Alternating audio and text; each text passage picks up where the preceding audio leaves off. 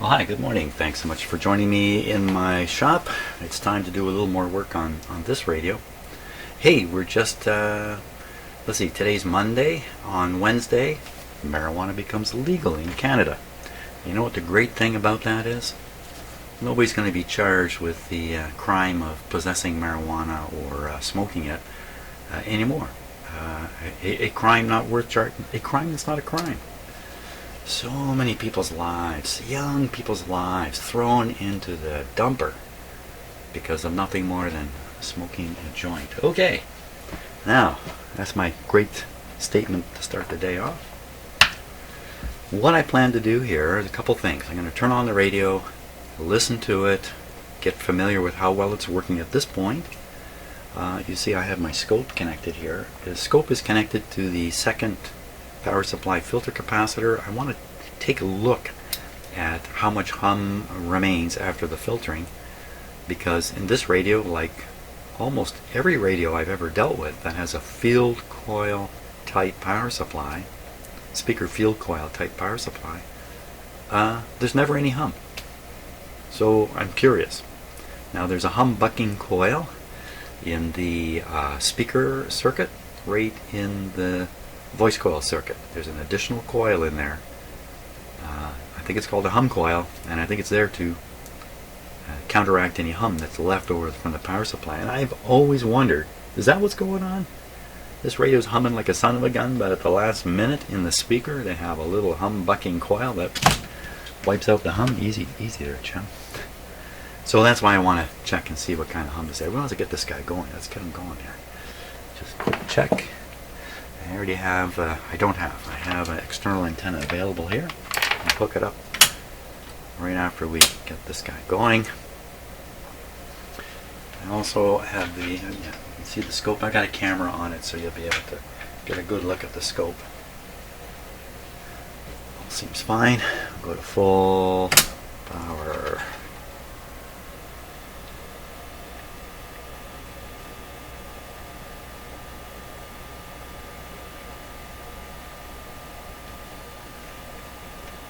Yeah, no antenna. Some of these radios go really quiet when there's no antenna.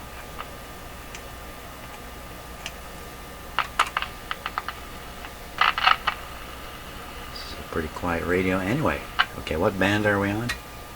Oops. Shortwave. Forget which radio I'm working on here. Broadcast. That's better. Okay, let's take a look at the power supply right now. So I'm just going to flip to the scope camera here. Okay, so what's happened is the my scope is set to 50, and I'm on DC setting here. You can't quite see it. Just swing that over there. Set to DC. So the large DC voltage I'm measuring has thrown the trace right up off the scope. So I'm just going to bring it down. I'm going to slow down the scan rate a bit. So, you know, wow, okay, that's lots of hum. How much hum is that really? So, we're on the 50 volts, oh my gosh, 50 volts per division. There's 50 volts of hum there? Oh my gosh, there can't be, can there? Holy smokes. Okay, so let's find a plate in this radio and take a look. Wow, okay, so maybe what I've been thinking is absolutely true. There's hum, you know, these hum filtering capacitors aren't doing the job anymore. There's hum all through the radio, but somehow that hum coil manages to compensate for all of it. There is a slight hum in here, and of course the speaker's out of the cabinet. There isn't much of a cabinet for this radio, but if you put that speaker into a better baffled cabinet, I think you'd hear a lot more hum coming out of it. And I've been fooled a couple of times with radios that sound like they're not humming here in my shop. I put them back in a cabinet and boom, you can hear the hum. Wow, I'm kind of floored by the amount of hum that's there. 50. Okay, let's pick a plate. Pick a plate, any plate. Well, let's go to the 6F6 by the way, I have a far, far better schematic. Thank you. I got this from Pacific TV. Beautifully clear schematic, so I don't have any guessing games anymore with this radio. And by the way, everything I guessed turned out to be true so far, but no need to guess anymore. So let's just take a look up here. So there's the hum coil.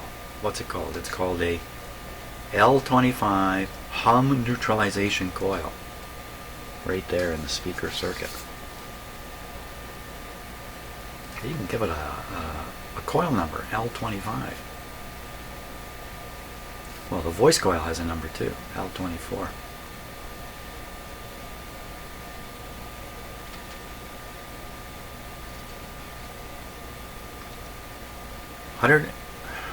What does that say? 3 amps, 185 ohms? Oh, I don't know what that says. 3 ohms, the other one says 185. I'll have to look at that more closely down the road. We're going to be focusing on the output circuitry in a bit. So right now, power supply. So anyway, hum coil's there. So I'm testing what you're seeing on the scope is coming right at this point here, right off the top of this capacitor.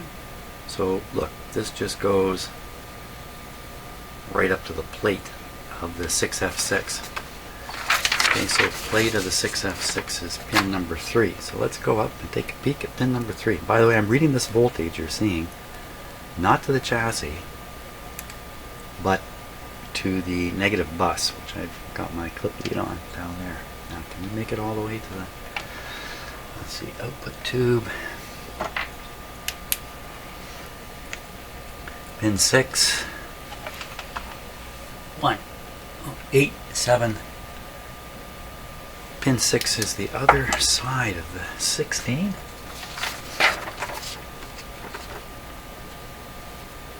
Yeah. Oh, no. Something wrong here. Everybody put on the brakes. What's going on? So I see the top of the 16 capacitor appears to be connected right to the plate. That can't work.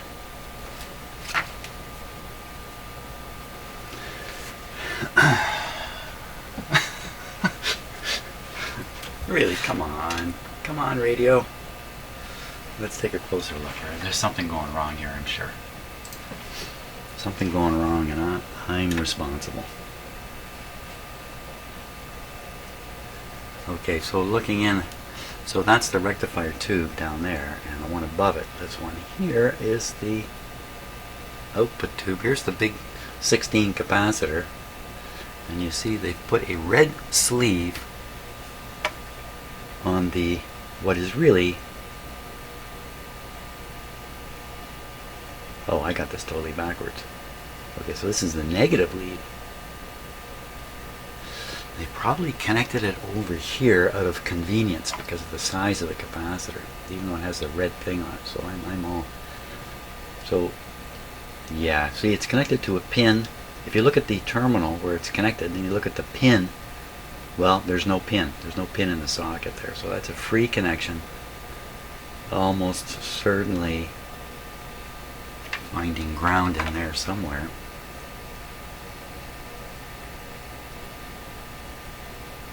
Well, not ground. It's going to find the negative bus.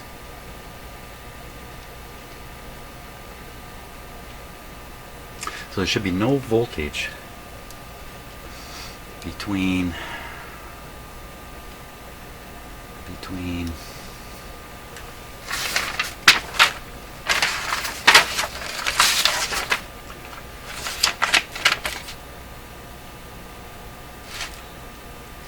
so I really have to follow this positive, but it's hooked up to a bunch of wires. Almost certainly one of the wires just travels up here. I mean, this radio wouldn't work if the capacitor were wired the way I thought there for a moment.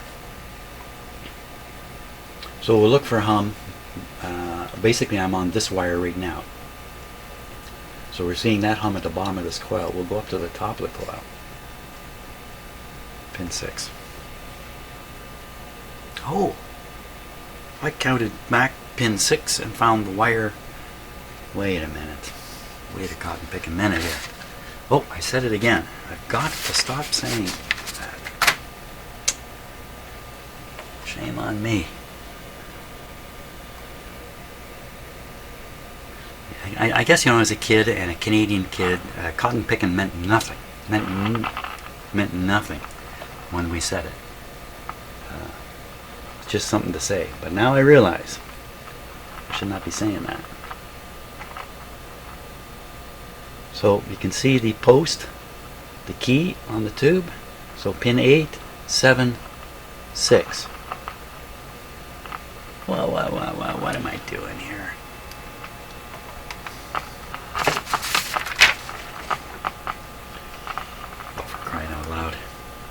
Okay, plate is pin number 3, not pin number 6. I don't know where I got it in my head. It was number 6. Number 3. Okay. How come this radio started crackling? Where's the crackle coming from? Hang on. I'm losing control. Losing control. Losing control of everything.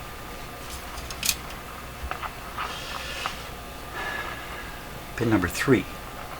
So we're going 1, 2, 3. 3 is this green wire here. Definitely.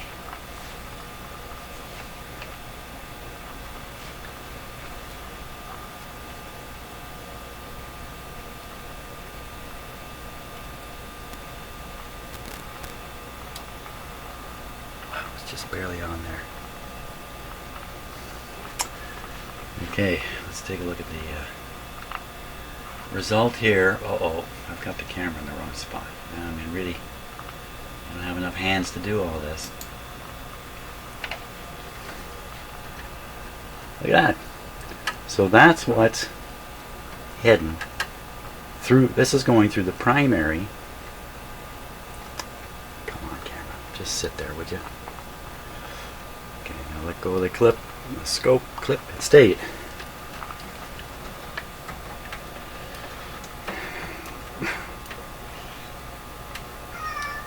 Oh no, not everything's against me this morning. Okay. Some of that's got to be in the speaker and we're just not hearing it very well.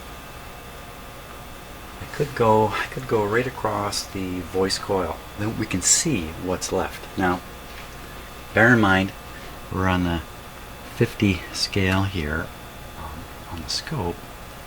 And we're seeing almost 50 volts peak to peak on this. But this is superimposed on a DC voltage, so as a percentage this may not be as much as we think. So let me do a couple things. First, ground.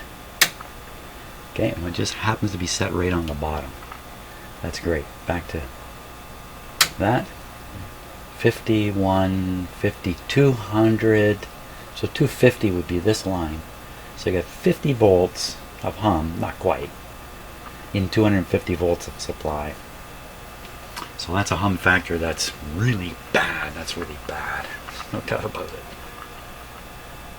I wonder if these radios were designed to have that much hum there at that point. I don't know. Okay, now let's see if we can just get a look at this hum. It's a hum. Maybe that's all I'm going to do today is change these capacitors out and see if that hum dies off. So we want to read right across the voice coil. First, is the voice coil in this radio grounded to the chassis or anything? According to the schematic, there are no grounds on it. Okay, the only instrument I have connected here is the scope. This ground is a hydro ground. The radio is plugged into an isolation transformer. I should be able to apply this single ground to any point in the radio, even B+. I should be able to put this right on. I'm not going to do it. You should be able to clip that right on the B+, and nothing happens, except you're making a situation very dangerous in the shop. If you clip this onto B+, then the negative bus becomes, instead of close to 0, becomes negative 300 volts or something like that. It's all over this radio. Chassis itself might very well adopt that voltage too, relative to the ground I'm standing upon. Luckily, I have my rubber-soled shoe. Hey, wait a minute. Can I take that off? Take that off and stick my sock foot on the ground. But I have a rubber mat I'm standing on too, so I'm layers of safety. Okay. All that talk and I didn't do anything. Let's swing the radio around. Get access to the voice coil. So let's take a look at the speaker here. Hey, down here. Down here. Cool as a cucumber. So that's the output transformer. The field coil is inside here. Where's the humbucking coil? So the humbucking coil could be, I don't know. I don't know how they work. I don't know where they are. I don't see anything that. Let me see, 2 wires coming out of here. This is the field coil. Yikes, would that be right? Wait a minute, now the field coil.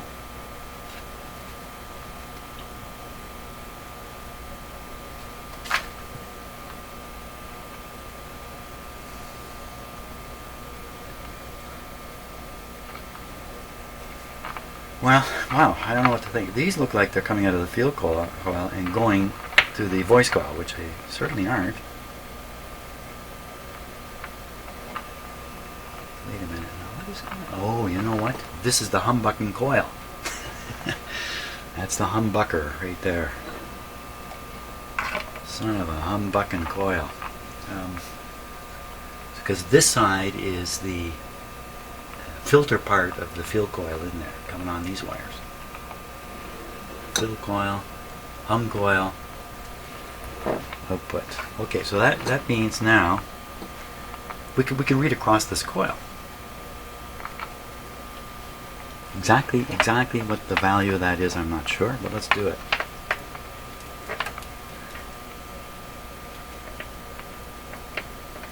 Again, shouldn't be a concern about hooking up a ground. Okay, let's flip over. Okay, I haven't changed any of the settings on the scope. Still 50 volts per division. Here we go. Anything happening there?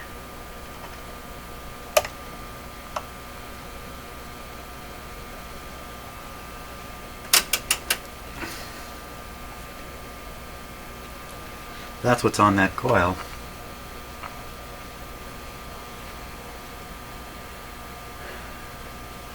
So now we're at 1 volt per division. We're still on DC. There should be no DC here. Let me release this. Yeah, no DC. And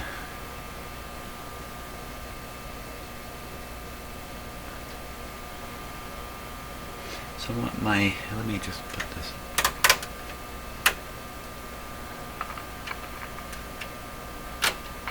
Try and trigger my scope on the line. So that scope is now triggering on the 60 cycle line, and you see that that is frozen solid. So it's obviously 60 cycle hum.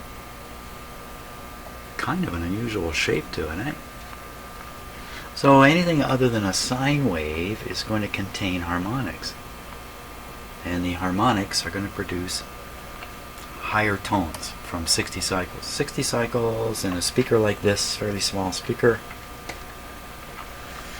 Okay, let's see if we can get across the voice coil now and see what's really pushing the voice coil around.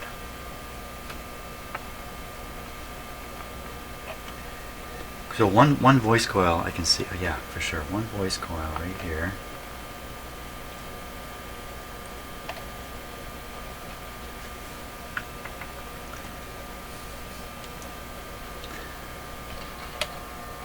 What happened there? I must have shorted something. Okay. We're on the other side. Make contact in there. Don't want to tug on the actual voice coil lead wire. Okay, let's take a look at the scope again. Now this is going to be across the voice coil. No, not that. That's just not.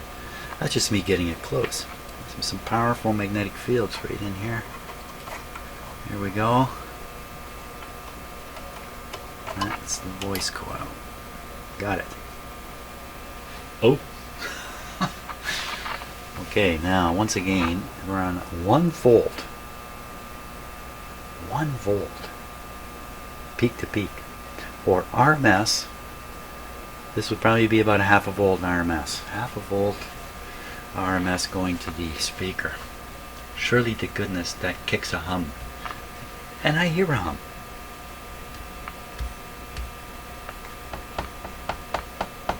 I wonder if I can temporarily parallel in additional capacitance in the power supply and see if that hum doesn't go away or get reduced. So my lead's long enough to make it. No.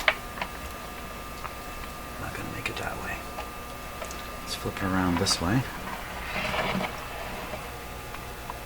Right around. Let me try to hook the scope back up here to the field coil, to the voice coil. Did I say field coil when I should have said voice coil? Maybe I did.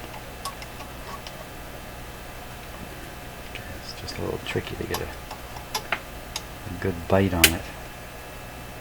Okay, I think I got it. And put this lead on the other voice coil. Other voice coil lead.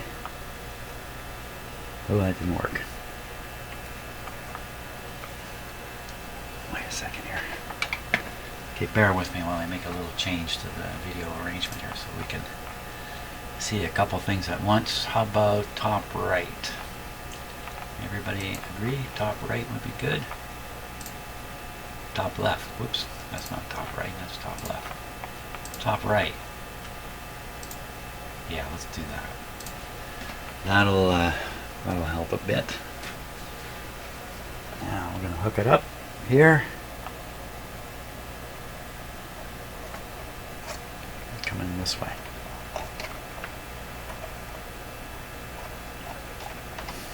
Almost. Come on. There, I got it. Okay, so now we can swing this probably, maybe not, maybe yes. Swing it around like this. Perfect. Get in there and parallel in some more capacitance. This is a 10, this is a 16. Let me find some more capacitance here.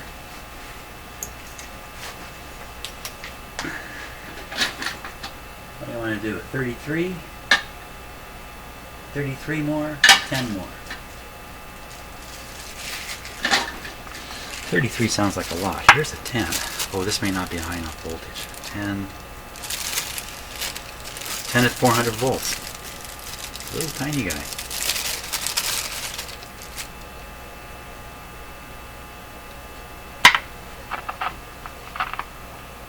Radio, what are you crackling about? Negative lead first.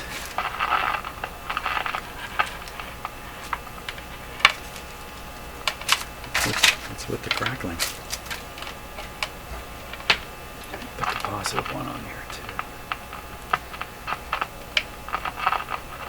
Hey, what are you doing here, radio?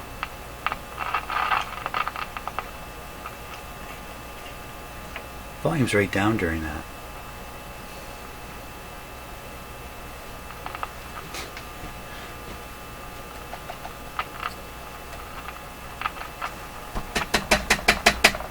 Sounds like a component failure. Doesn't seem to react to anything mechanical. Okay, concentration. Negative lead onto the negative bus. And amongst all this live stuff here, I'm sticking my fingers. Other hand's behind my back. So I can wave bye-bye as I get electrocuted here. Okay. Now. So the objective now is I increase the amount of capacitance in the power supply and we see the effect on the scope. This is the theory. Now normally these capacitors are being brought to life. You know what I'm going to do? I'm going to shut the set off. I don't want to bang this on there. I'm going to shut the set off clip it on, turn the set back on, try to do it quick, quick, quick. So take a note. Take a note. We're not quite 1.5. Not quite 1.5. Power off. 1, 2, 3, 4. No big sparks.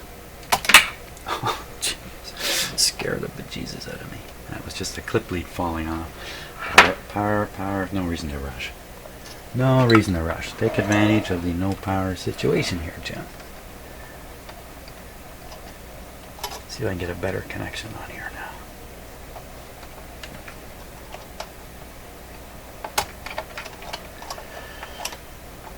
I have to revert to a clip lead. Here.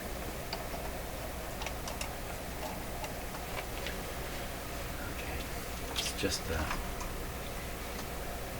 DC low frequency stuff I don't need to worry about. I'll use a clip lead. My scope clip just won't grab the terminal here. Oh, that's not much better. Trying to get my fingers in here.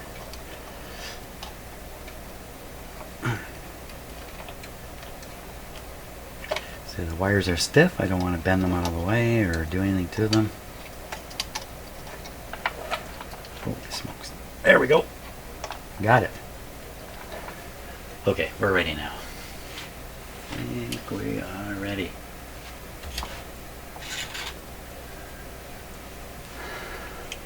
Power on. Power on full. It was a little more than one division.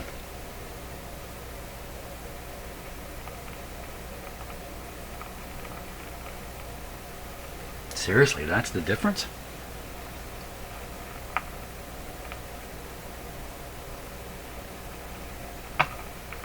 Wow, this is an education. Oh, what's that? What is doing that? That's something serious. Could even just be a tube warming up, pin contact, shuffling in the... Let's try that. Let me get... I don't want to touch the tubes with my hands anymore. I'm just going to wiggle the rectifier tube. Nope. Output tube. It's in there pretty solid. Nope. Nope. Nope. Don't know what that was. Okay, back to the task at hand, which is, holy smokes, what a pile of hum reduction that caused. Wow. Okay, so I'm going to pull off the capacitor lead and we'll see if that just pops right back to what it was. Okay. Oh. Okay, we've seen enough. Proof positive. Okay, I got to change those capacitors. No question about it. Okay, so I've replaced those two capacitors. The new capacitors are right here, just little guys. And here's the ones I took out. Let's put them on the tester and we'll see what happens. Now the interesting thing is I've essentially proven in the radio that these capacitors are bad.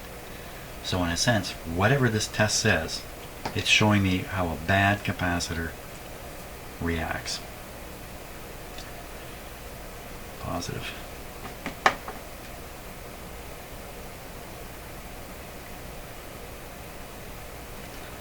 Negative.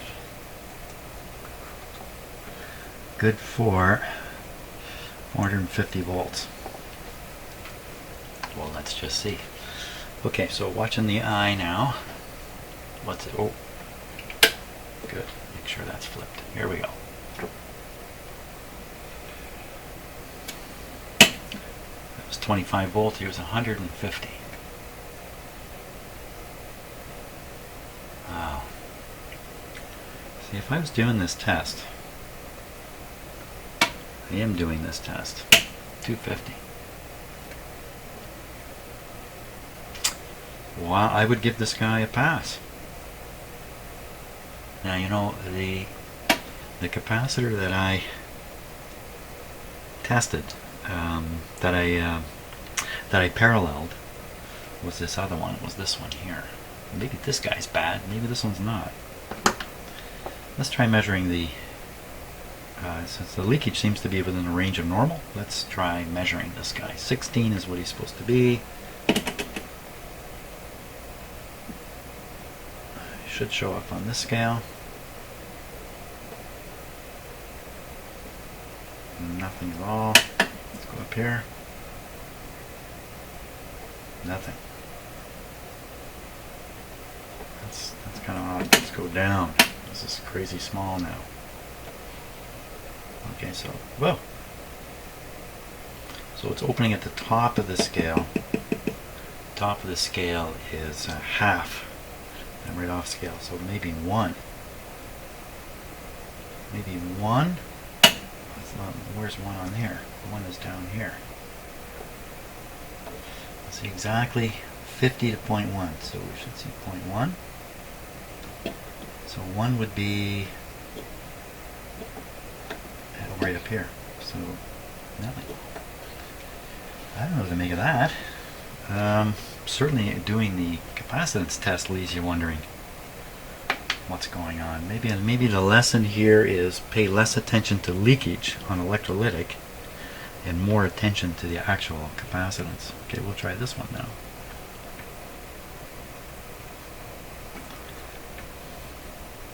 I have it in capacitance measurement mode. Let's do it right now and we'll just see what we get, since we're already on there. So it's 10, so it's somewhere between 0.1 and 50. Whoa. And this instrument, my experience with it is when you get out towards the end here of the run, you kind of get results that maybe aren't valid. 20 to 1,000. So this shouldn't show because it's supposed to be at 10. But a 10 on this scale should be way up.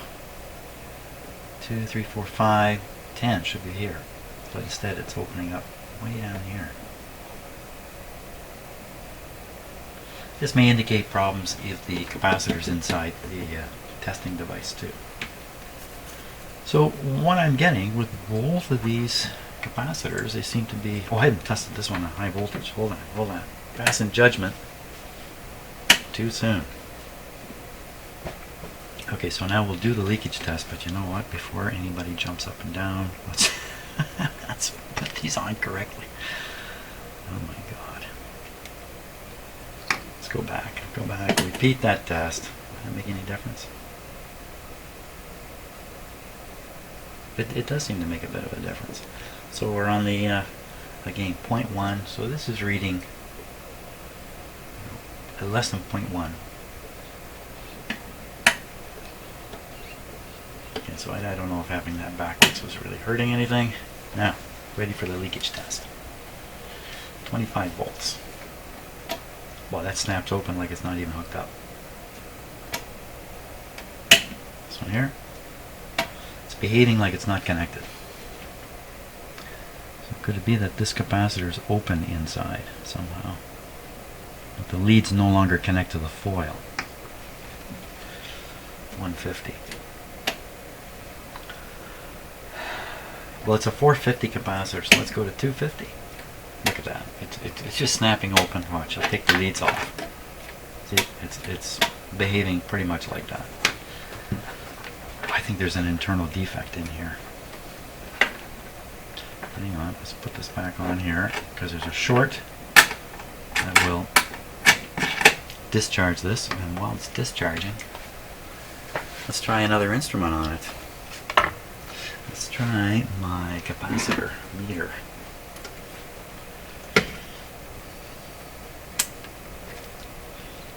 Microfarads.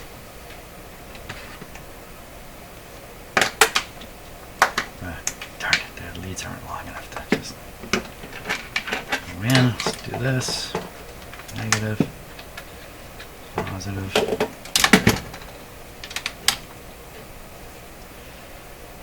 positive, negative.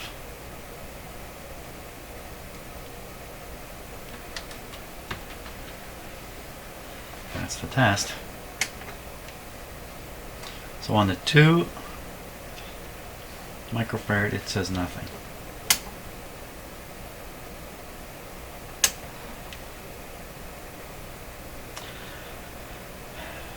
16, not even 16. 0.16 nanofarads. There's no capacitance in this at all. That could be why the radio was humming. Not because of this guy at all. Just the one I tested. So maybe I drew a conclusion too big. Too big of a conclusion. We'll see what this guy tests out at. It's supposed to be 16. It should come up here. 2.3, and it should say 16.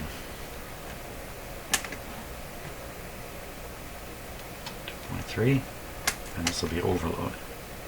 Oh, that's interesting.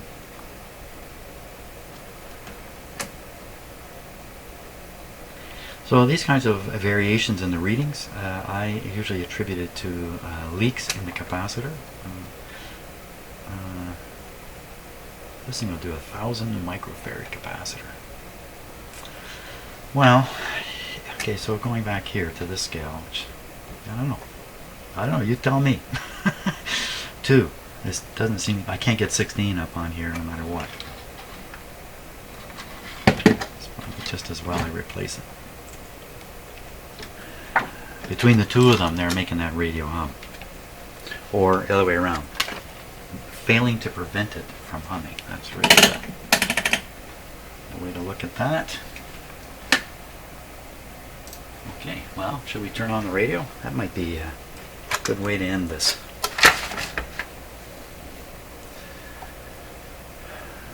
Off.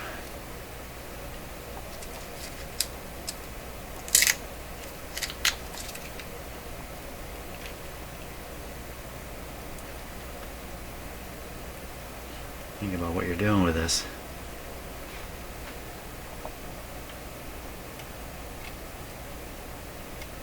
Not to the chassis. Think about what you're doing with this, Jim. Put it there. Oh boy, it was.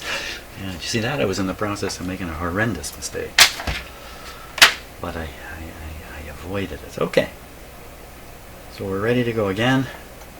Radio on AM, volume right down. Done big work on it. Big mistake possible. Double checking. Positive on the positive. Positive on the positive. Good. Yeah. You know, I've made every mistake in the book. I'm pretty good at that. I put these capacitors in backwards, trying my best not to. I am loaded with self-doubt. That's a good place to be when you're doing this stuff. Okay. Let us watch the lights together, just in case excitement occurs. No excitement there. Fantastic.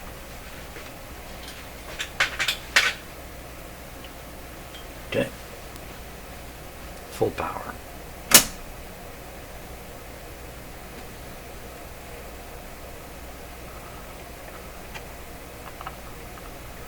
So don't hear any hum.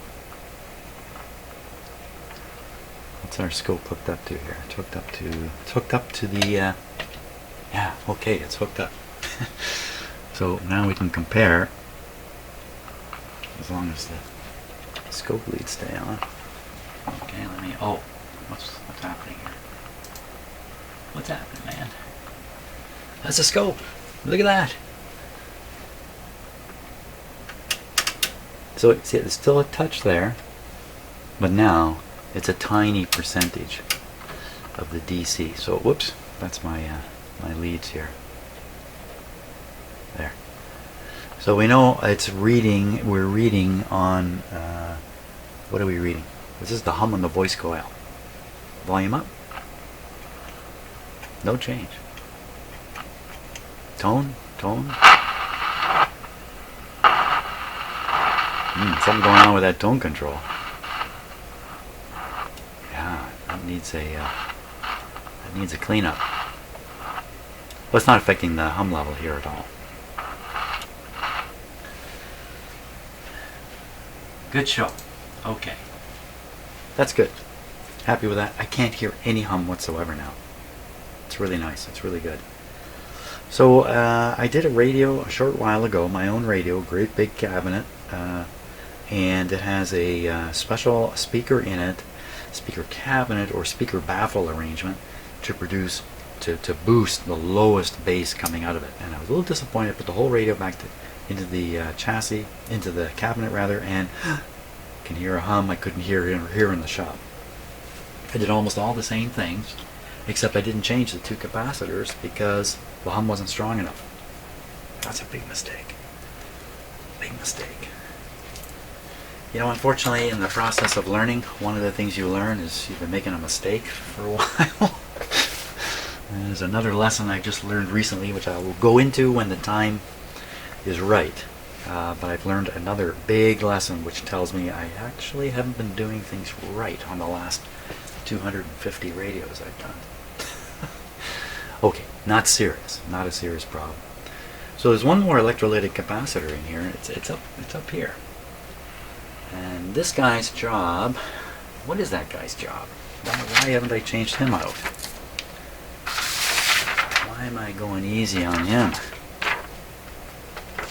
So he's hooked up to this coulomb resistor I put in. That's got to be it right there. His job is to quiet down. Oh my, is that going to a plate? Let's follow this again. Get up here. Come along through this one. Well, I swear that says 12 watts there, but it can't be 50. Half watt. 12. Half watt resistor, 5600. And from here it goes up and catches.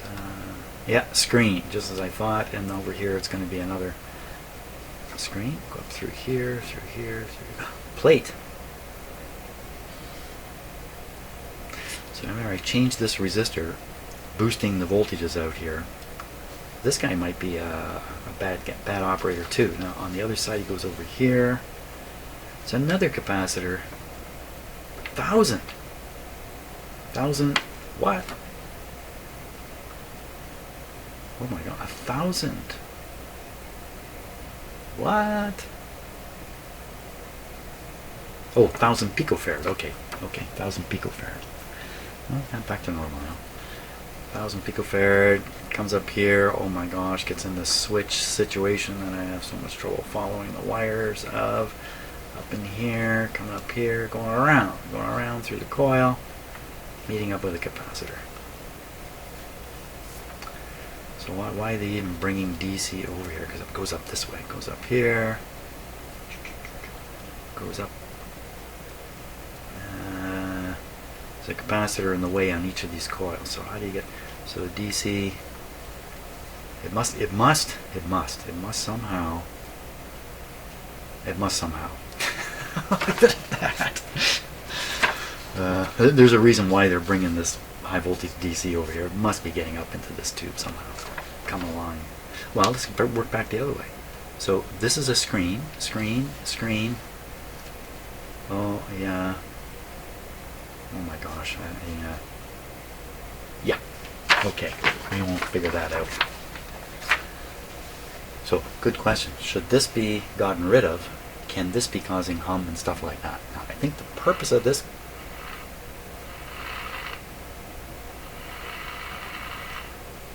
I think it's proximity to this coil here.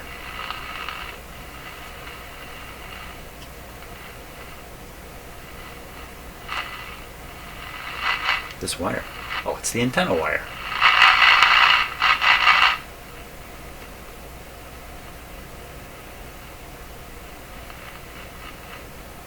Yeah, it's not this capacitor.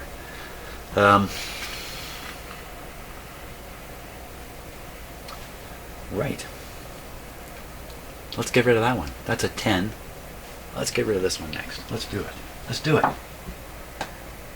Let's do it. Do it live. Okay, I got a little decision to make here. So this original capacitor is still connected. The one I just cut out, alright, was connected like that. So whoever did the work left this capacitor in while removing the other two down the bottom here out. So for some reason he chose to leave this in. And my option here is to disconnect this capacitor now. Now why would I do that? I would do that because it tests bad. What? Tests bad? Let's give it a try. Let's give it a try here.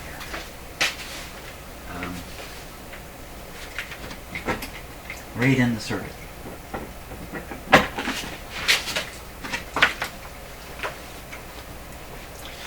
So we're going to bring over a set of leads from the capacitor checker here.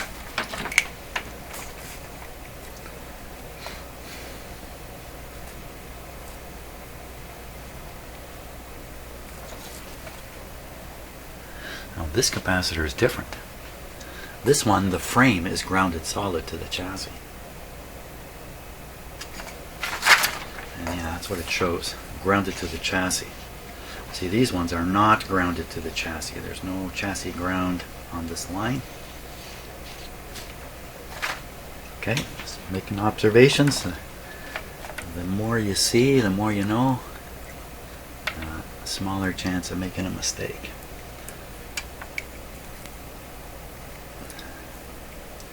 It's okay anywhere here. I mean, this is apparently a large. This is a 10. It says 10 up there.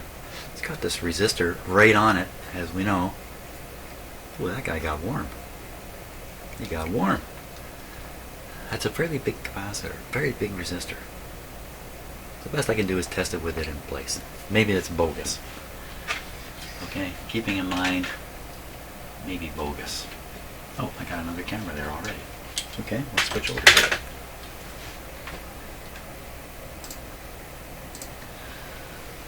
Switch on. Yeah, I don't want to disconnect that resistor. Another wire in there too. Let's just see what happens with this. This could, you know what? This is probably a completely bogus test. It's a 10,000 ohm resistor there. Let's see. No, still opens. Bear in mind you're putting this voltage right into the radio. So now we might as well try the capacitance test on it again with the resistor sitting there.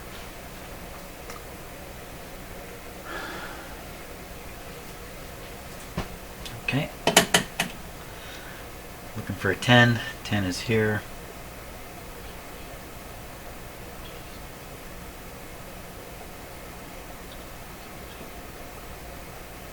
Now, I don't think this appears in the camera at all, but I've noticed in numerous tests, sometimes when you pass where it should be,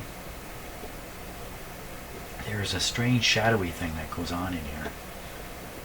But it's definitely not opening.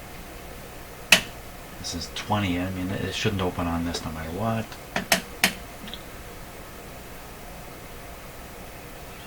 Okay, so, you know, maybe we're just out to lunch here. We're trying to do this.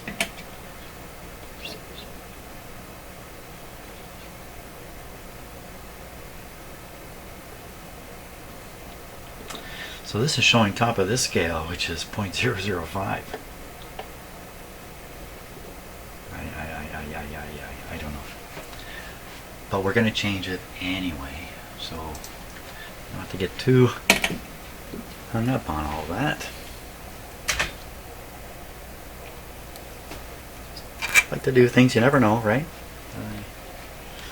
My wife and I went out for a couple of drives the last couple of days because it's the end of the fall now. The trees are turning color, tree leaves are turning color. And we live in an area where there's just fantastic views of huge forests with colored trees, and that. It's fantastic. So quite a few drives, and I'm going to forget now. Oh yeah, why am I saying this?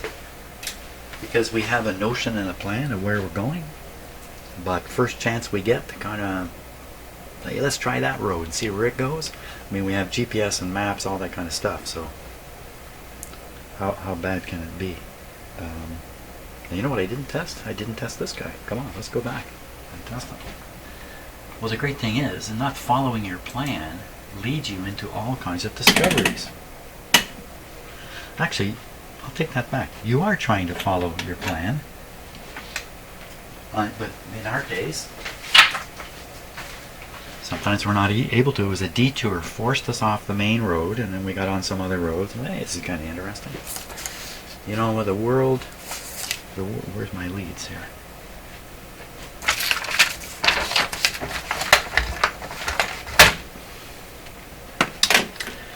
Because of GPS, you can just fearlessly drive on back roads. There's an extensive, very, very regular road arrangement in southern Ontario anyway. Anybody who lives here knows what I'm talking about. But there's a million back roads to take. Before GPS, you know, you get out on these back roads, you might kind of get lost. GPS? Fearless. Okay, so this is a 10. This is a 10. Not that it matters. 25 volts on the 10. Looks good. 150 on the 10. 250. Can this thing take 250? 450 supposedly. 250. So we're not opening up as much as he could. Now.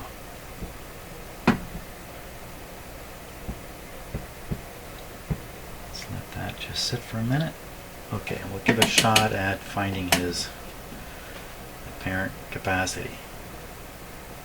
You get the same kind of result as last time. Almost exactly. You can't really see that on camera, can you?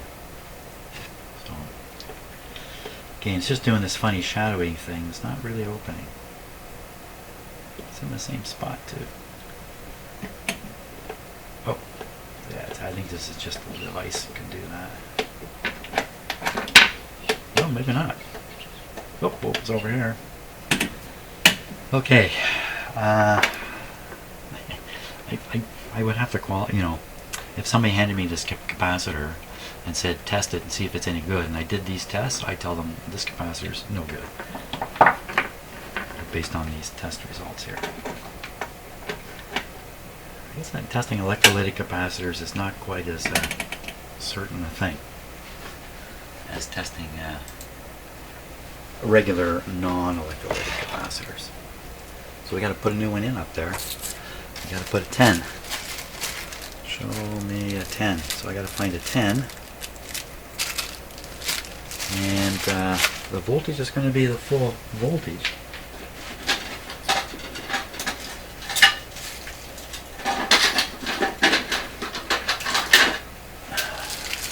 I may have used my last 10. That's 10 at 25 volts. Can't use that. That's 33. That's way oversized. That's 4. Sorry. 1. 6.8. Supposed to be 10. Got the big 33 working up here. Now this has nothing to do with power supply hum.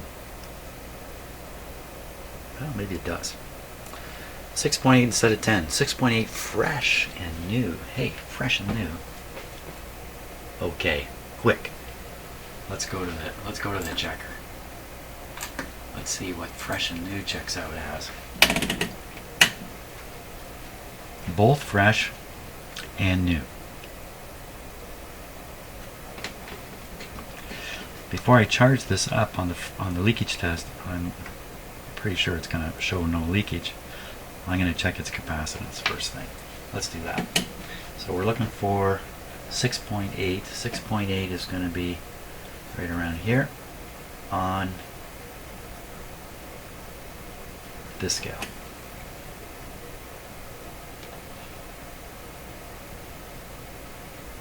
Okay, so there's a shadowy thing happening right in here, which again you can't see it, I don't think.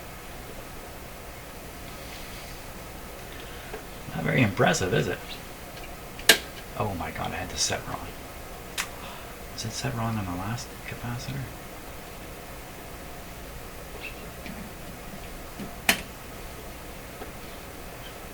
Okay, so this is telling me I got to do something with my capacitor checker, because I don't think I can trust it on these electrolytic guys. The leakage I can probably trust though. This is good to 400. 25 volts. 250. Look at that. See, even this guy. Brand spanking new. So, I mean, I just got to be a little more cautious about concluding anything from... oh, that's good. 6.8 instead of 10. Sounds perfectly fine to me. Oops. Hey, come on over here.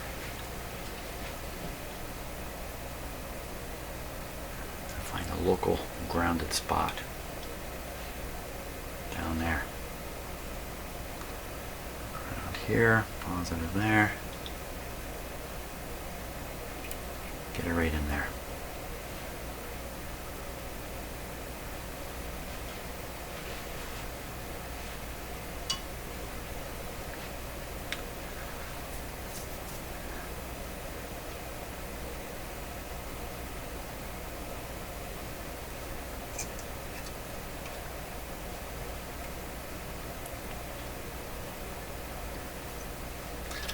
So recently I made the decision to not publish as much video of me actually doing soldering and stuff, primarily to speed up the videos.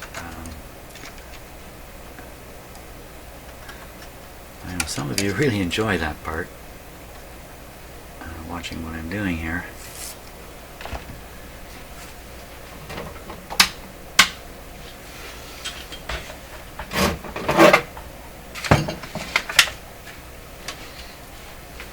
Keep her running for this guy.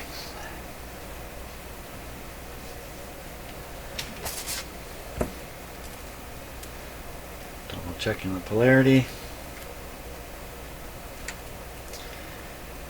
When I was in college, in one of our electronics labs, we were all in the midst of making, I think it was an FM radio. And we're getting to the point where people were applying power to their circuits and stuff like that, and I'm sure I heard at least one capacitor explode in there. I think I heard more than one from people hooking them up backwards.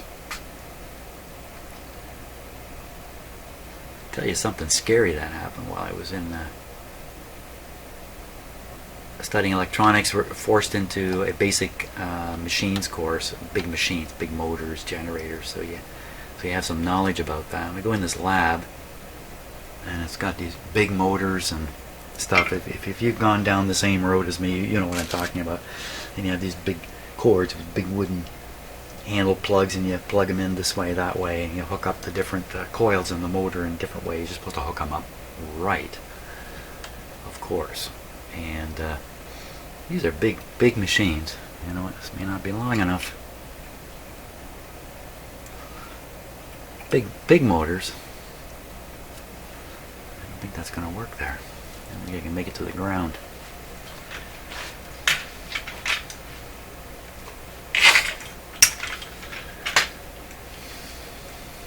I'm trying to catch this resistor lead here. Wow. Oh yeah, so what am I going to do about this? Let's cut it away.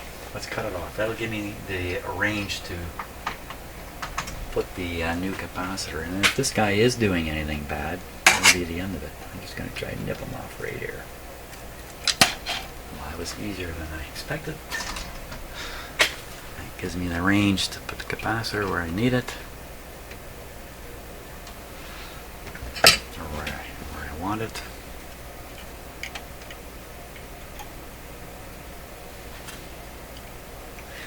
You know, just going back to the idea about getting lost and then finding something you would never have found before, that's the story of science to a large degree. People are chasing down one thing in the middle of doing stuff, experiments or whatever it is they're doing.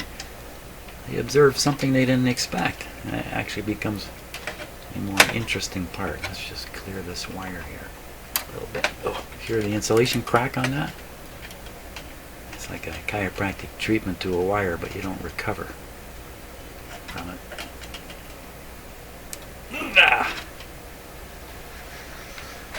Good, positive, negative. All right. Apply the solder.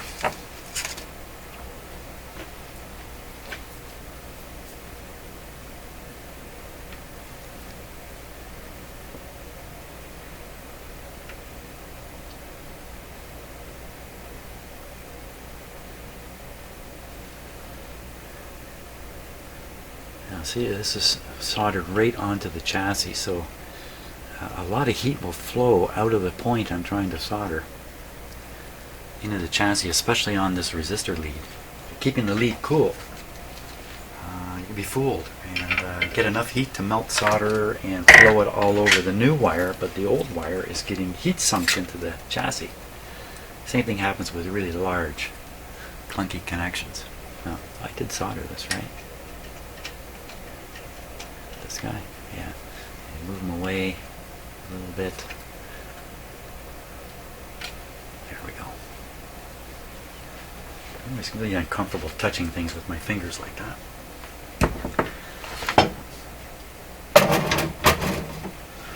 Another good way to be. Okay, let me put away all my little capacitors here. Boy, I've got to make an order.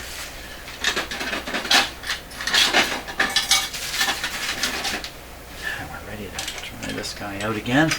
Make sure we didn't break it.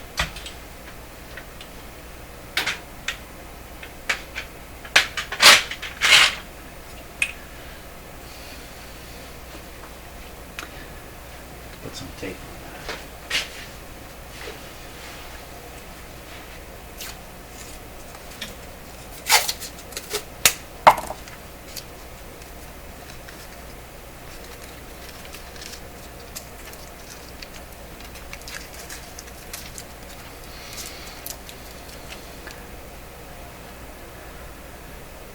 Okay, again, it's a fairly major thing. Really need to watch those dim lights. They have saved me more than once. Ready on the lights. Perfect. Perfecto. So I don't expect any difference in what we're going to hear. If you reduce enough of that, just listen.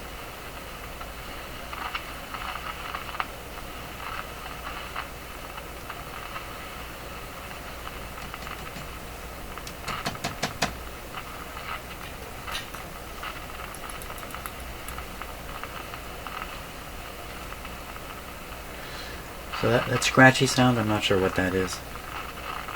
I have no antenna on this guy. Dude. Oh! So, what happened there? Let's wait if it comes back. So I think what I did is I may have charged up the AVC voltage. Wow, really quieted the radio.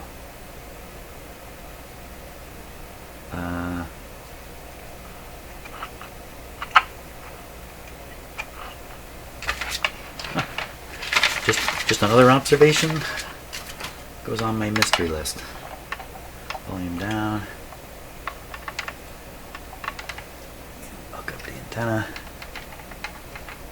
Outdoor antenna. Hey.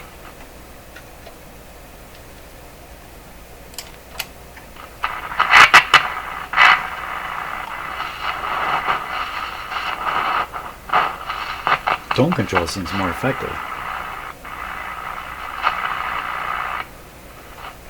What happened there? It just tone. I think it's this tricky tone control. If it were just a little bit of a different angle, I'd clean it now.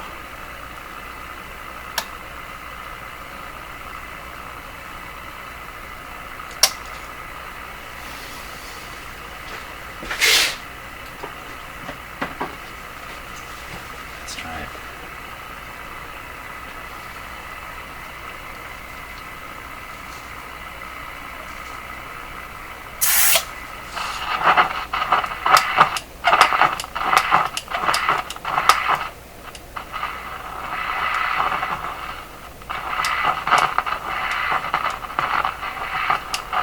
Oh, maybe I didn't go in.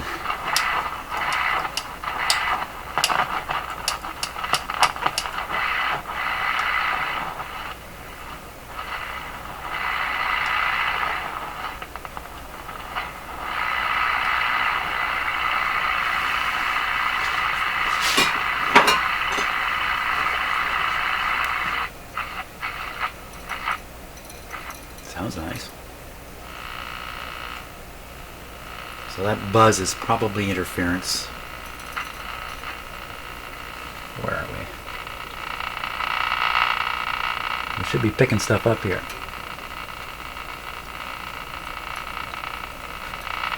Not a thing. If I got this hooked up right, this is plugged in over here.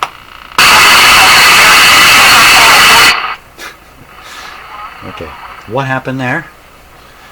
My cheap Chinese antenna switch is hit and miss. So I simply turned it off and back on essentially, and that's good though. It's good. It's good. People design smart ways, and there's really clever ways to do this, and the city has zoning laws that use to its advantage here. So if you give up 5 floors of your building for public housing, the city will let you be 5 stories higher than you otherwise would have. You'll make up the difference there. It's a buzz in the speaker. There's ways to incentivize this. We in Toronto continue to have a very strange habit when it comes to making everything as hard on each other as possible. All right, coming back in moments. This is The Exchange, Global News Radio 640 Toronto.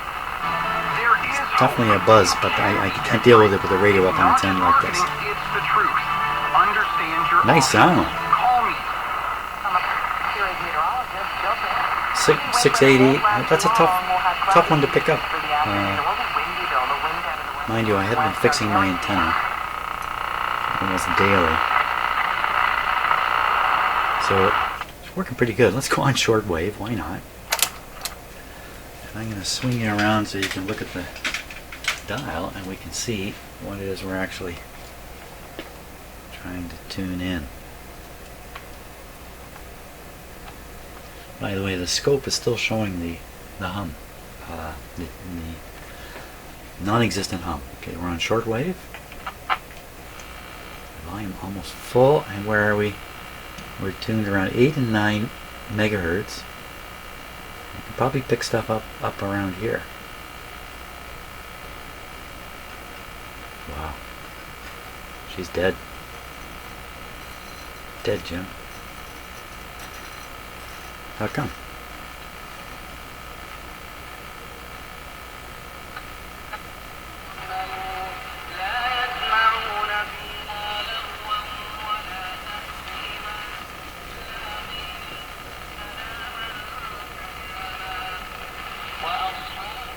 So that's pretty certain to be Saudi Arabia, and that would be someone singing the Quran, I'm pretty sure. It's up in the 15 megahertz. That'd be the 19 meter band, I think.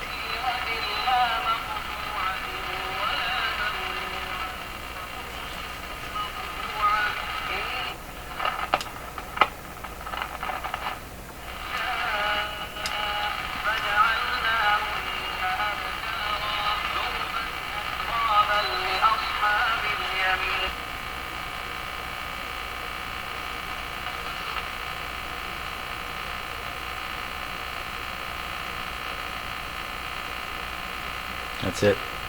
Saudi Arabia broadcasts with 500 kilowatt transmitters.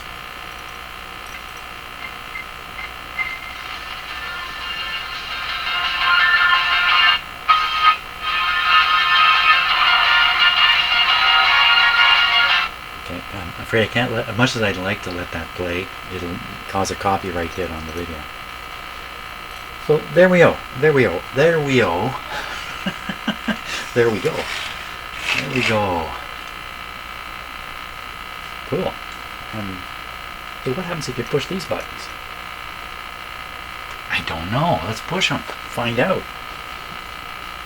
So it's going to switch to AM right away when I push these. Let's turn this guy down here before we get our ears blown off. Number 1. Number 2. Number 3. Number 4. and then number 5. Because they don't seem to be tuned to anything. This number one here would be the most likely guy.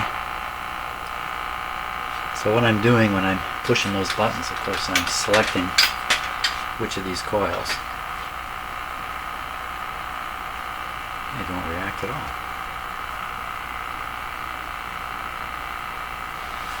Oh, that's something down the road.